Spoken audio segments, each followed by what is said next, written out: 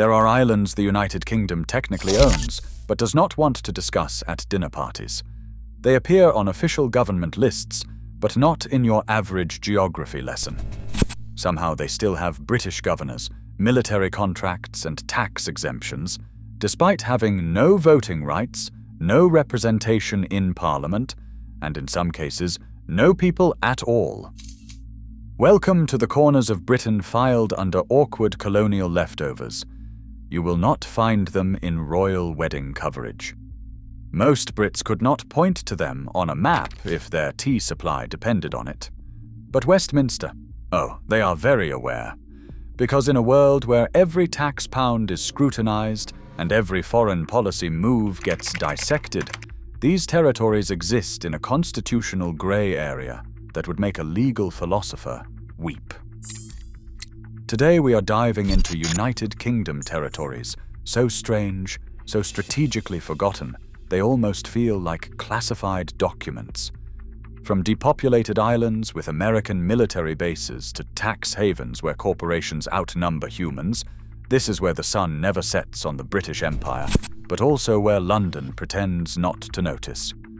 Wait until you hear about the place where an entire population was forcibly removed so the United States could build a military base, and the United Kingdom still claims it is all perfectly legal. Like this video, if you have ever wondered what happens when a nation quietly sweeps its imperial baggage under a very tropical rug. Subscribe if you are into legal loopholes, offshore banking, or if you just really hate consistency in constitutional law.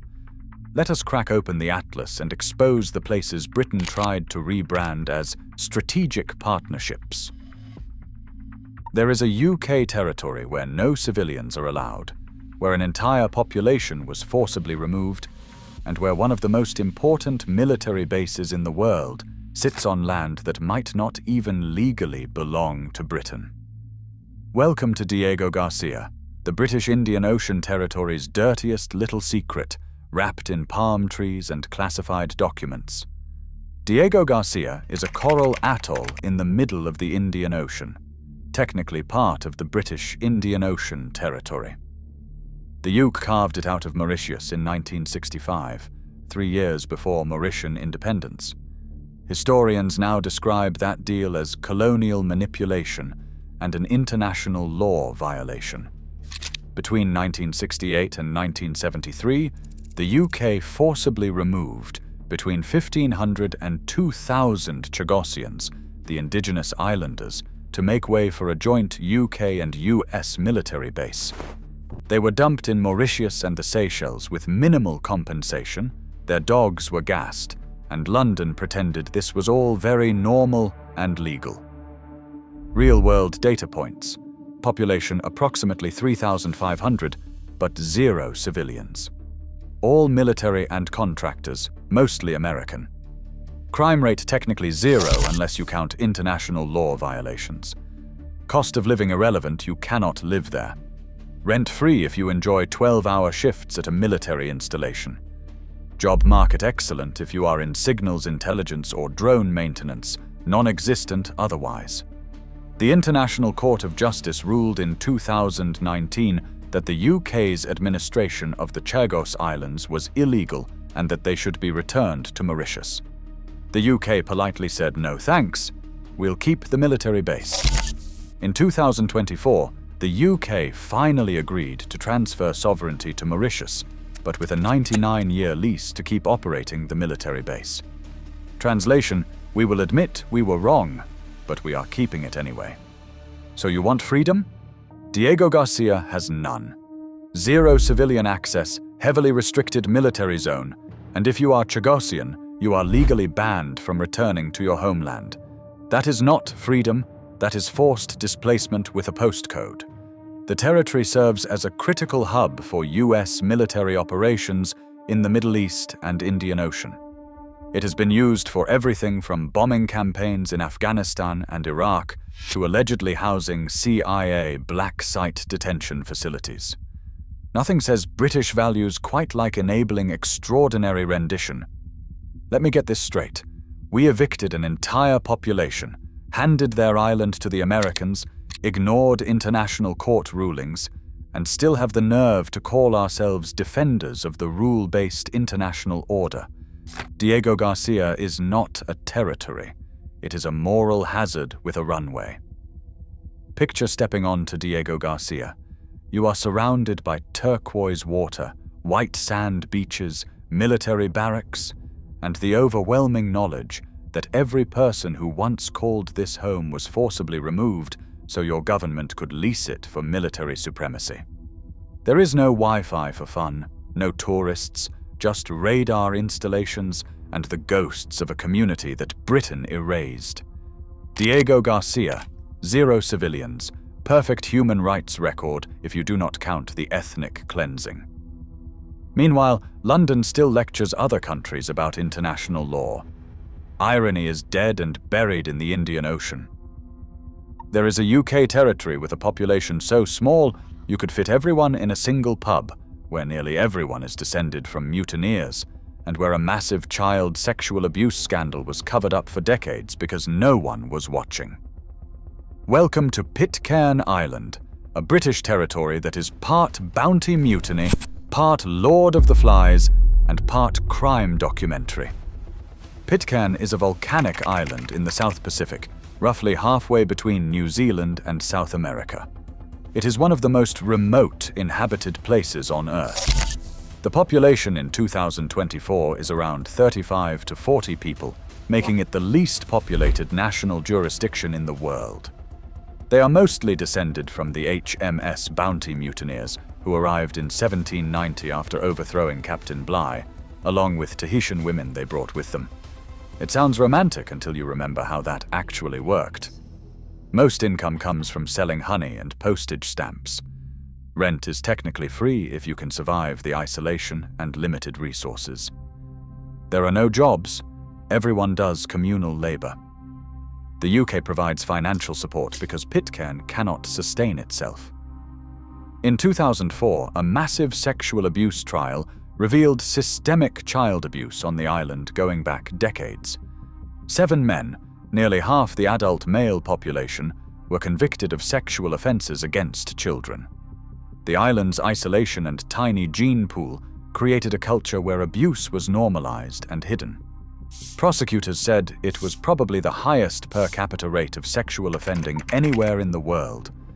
The trials nearly collapsed the island's governance, and the UK had to fly in judges, police, and a temporary prison. This is dark history. Today, the island struggles with depopulation. Young people leave for education and do not return. Reliable internet access only arrived in 2023 with Starlink. There is no airport.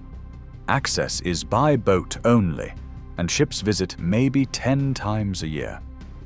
Living on Pitcairn means extreme isolation, no modern amenities, and a social structure so small that everyone knows everything about everyone, which sounds cozy until you remember the abuse trials. You cannot order takeaway. You cannot leave without weeks of planning. The nearest hospital is a week away by boat.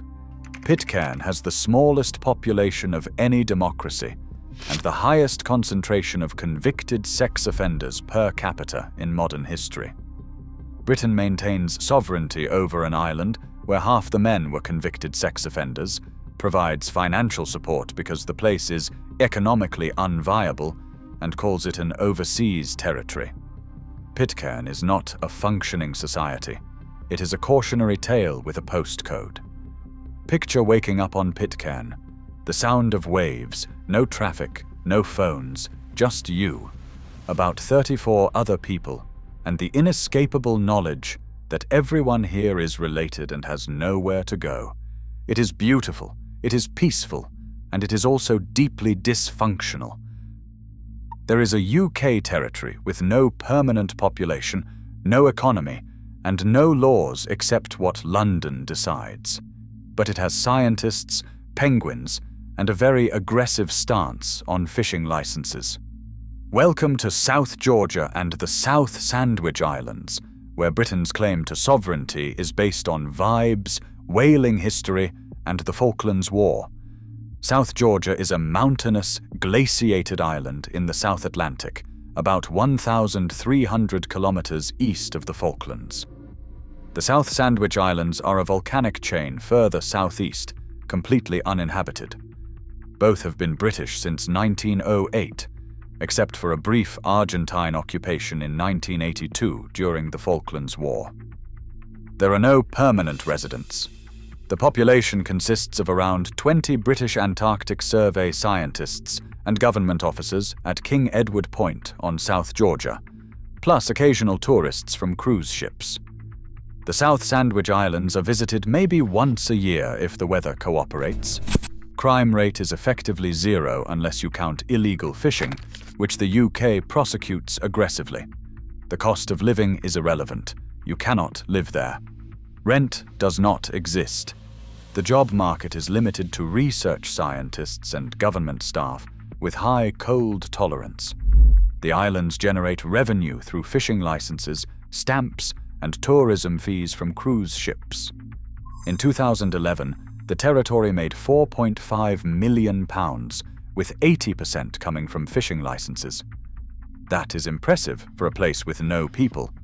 The landscape is inhospitable, brutal, and beautiful. Glaciers, mountains, seabirds, and the abandoned ruins of old whaling stations. Grytviken, the old whaling settlement, is where explorer Ernest Shackleton is buried. He died there in 1922 during another Antarctic expedition. Argentina still claims South Georgia and the South Sandwich Islands as part of its territory. The UK says no thank you, we had a war about this. In 1982, Argentine forces occupied South Georgia briefly before being expelled by British troops. Since then, the UK has maintained a permanent presence to avoid any misunderstandings. So what is the appeal? There is none, unless you are into extreme cold, research science, or charging fishing boats extortionate fees for access to pristine waters. You cannot move there, you cannot build there, and if you tried to start a business, the penguins would outvote you. Let me get this straight. Britain maintains expensive control over an island group with no people, generates millions in fishing fees, and still has to defend it militarily. South Georgia is not a typical territory. It is a very expensive wildlife preserve with a contested postcode. Picture this. You step off a ship onto South Georgia. Freezing wind hits your face, glaciers tower above you, and elephant seals lounge around like they own the place, which frankly they do. The old whaling station creaks in the wind, Shackleton's grave sits nearby, and you realize this place is beautiful, deadly, and completely pointless unless you are a scientist or a SEAL. South Georgia, 0 permanent residents, millions in revenue, and Argentina still muttering about 1982. Britain holds on to it because letting go would look like weakness, and we cannot have that. There is a UK territory with a population of 250 people, no airport, and the title of the most remote inhabited island on Earth. Ships visit maybe 10 times a year, and if you need a doctor, good luck. Welcome to Tristan da Cunha, the island where isolation is not a lifestyle choice, it is a geographical fact. Tristan da Cunha is part of the UK territory of St. Helena, Ascension, and Tristan da Cunha. It is a volcanic island in the South Atlantic, 2,400 kilometers from the nearest inhabited land. Around 250 people live in one settlement, Edinburgh of the Seven Seas. They are mostly descended from British sailors, shipwreck survivors, and a few Americans who decided in the 1800s that extreme isolation sounded great. Unemployment is technically zero, everyone works communally. The cost of living is high because everything is imported by ship. Rent is variable but largely irrelevant because you cannot simply move there. The crime rate is very low. It is hard to commit crime when everyone knows you and there is nowhere to run. The island economy is based on fishing, particularly crayfish exported to Japan and the US, postage stamps, and the occasional brave tourist. There is no airport. Access is by ship only, usually a 6-day voyage from South Africa. If you need serious medical care, you are evacuated by ship, which takes a week. In 1961, the island volcano erupted and the entire population was evacuated to England. Most returned in 1963 because England was too crowded, too noisy, and too disconnected from the communal life they knew. Life on Tristan is deeply communal.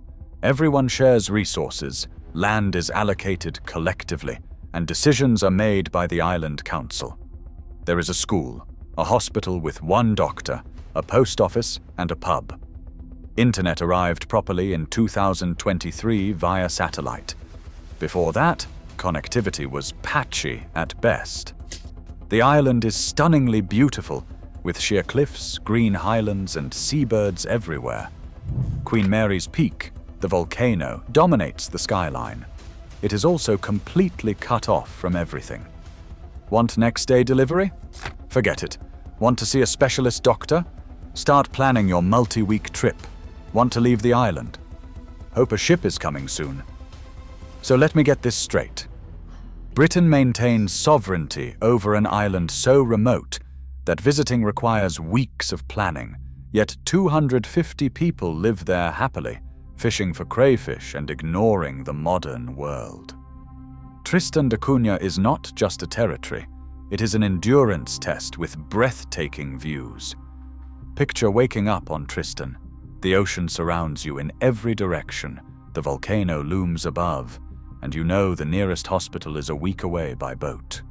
There is no traffic, no crime, no stress, just community, fish, and the existential awareness that you are further from civilization than almost anyone on Earth.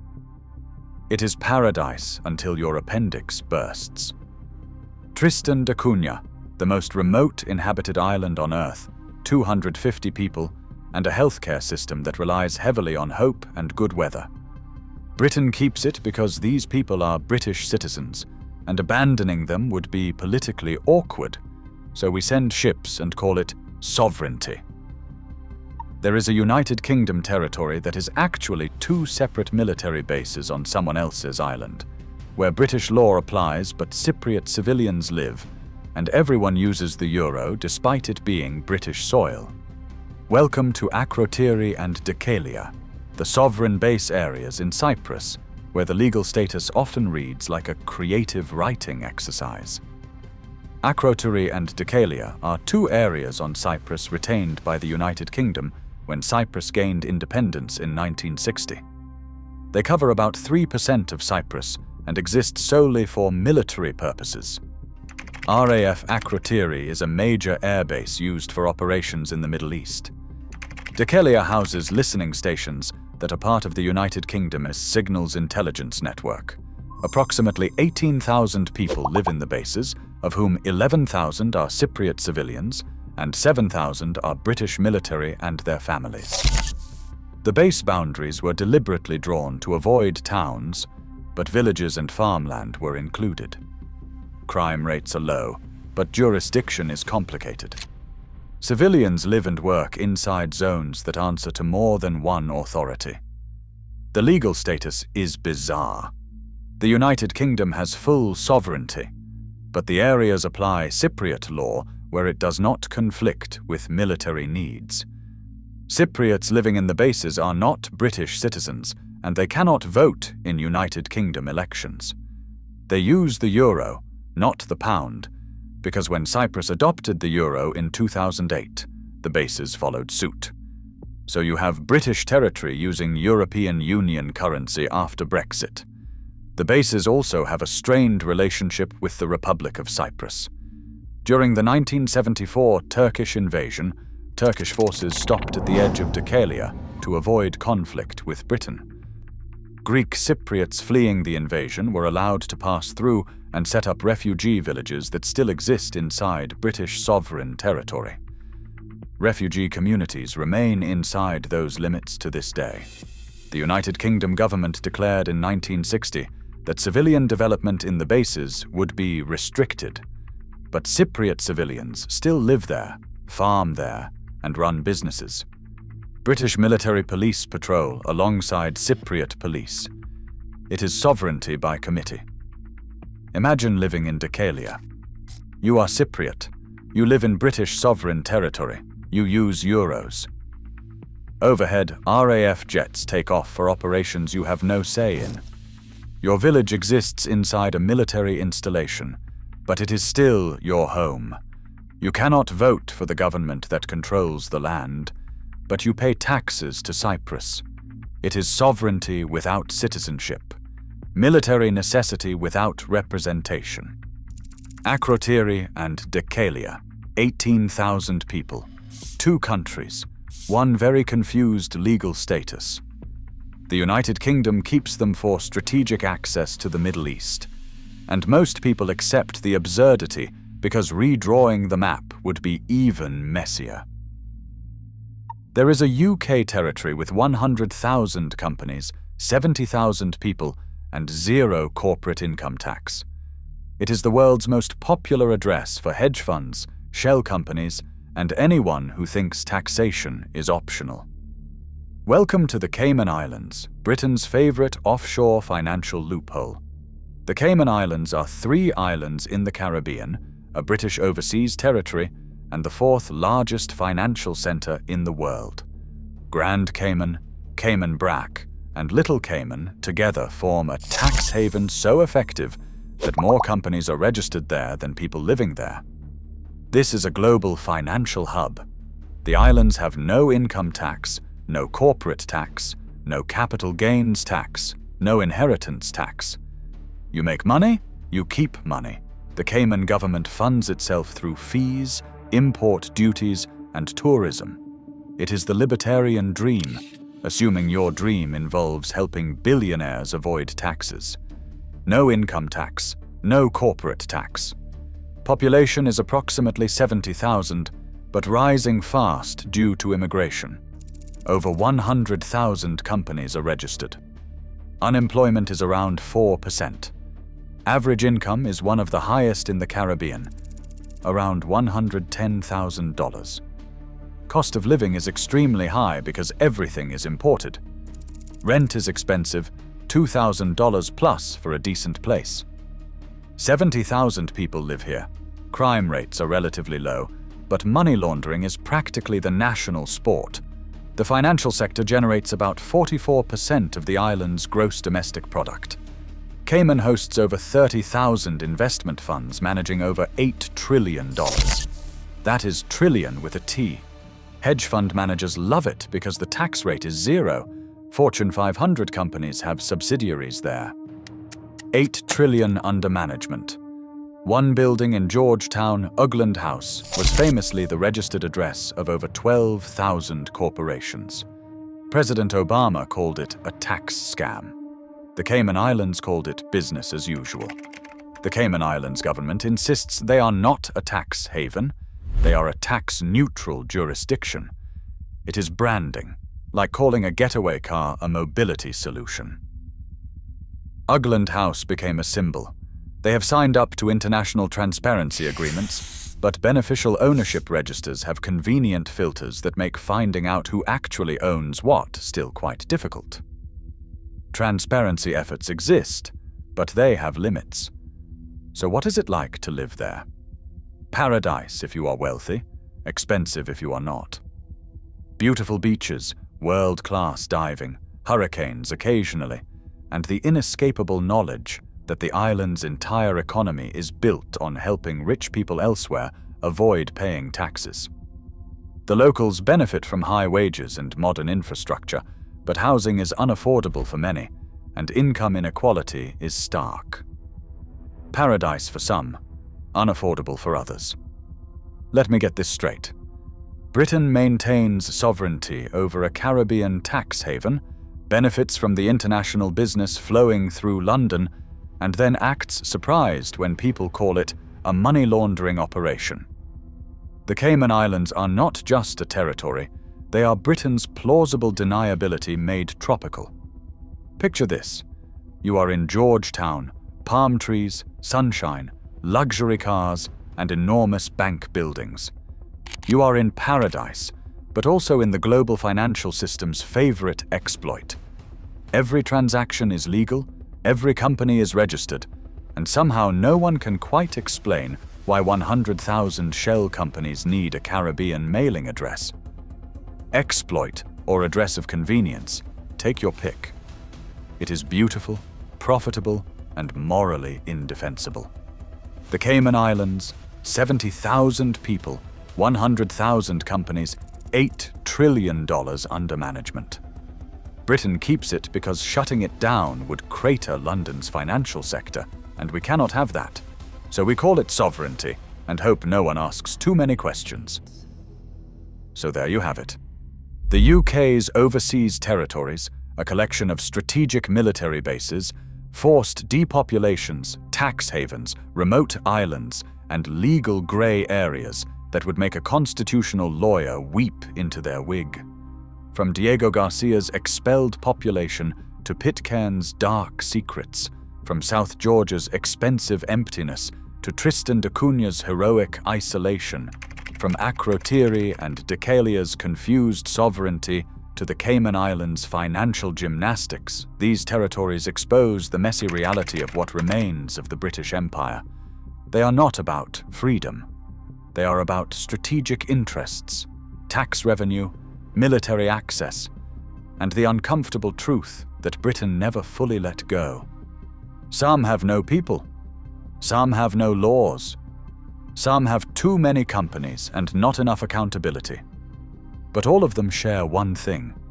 They exist because letting go would cost something, whether that is military advantage, financial flows, or the embarrassment of admitting we should not have kept them in the first place. So next time someone talks about British values or the rule of law, remember Diego Garcia. Remember the Chagosians. Remember the Cayman Islands' 100,000 shell companies.